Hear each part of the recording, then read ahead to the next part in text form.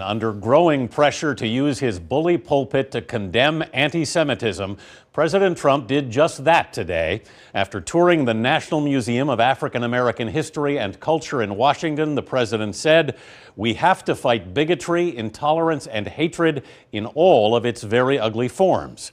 Some of the ugliest in recent days were the desecration of a Jewish cemetery and threats against Jewish community centers. Margaret Brennan is at the White House. Anti-Semitic threats targeting our Jewish community and community centers are horrible and are painful. For the first time, President Trump addressed anti-Semitic incidents that have happened on his watch.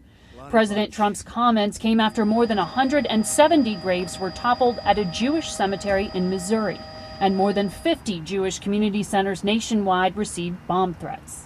But today, the Anne Frank Center, which fights discrimination, dismissed the president's statement as a, quote, Band-Aid on the cancer of anti-Semitism that has infected his own administration.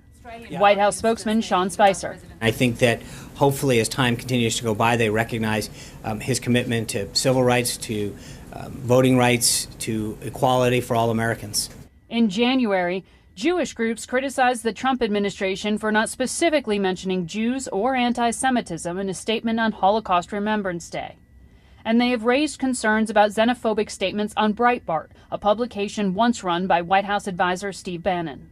Last week, an Israeli reporter asked the president to respond. I wonder, what do you say to those among the Jewish community in the States and in Israel and maybe around the world who believe and feel that your administration is playing with xenophobia and maybe racist tones? Well, I just want to say that we are, very honored by the victory that we had, 306 electoral college votes. And an Orthodox Jewish reporter raised a similar question the next day. There are people who are committing anti-Semitic acts or threatening to. Okay, sit down. I understand the rest of your question. I am the least anti-Semitic person that you've ever seen in your entire life. Similarly, the number of anti-Muslim groups in the U.S. has nearly tripled since 2015.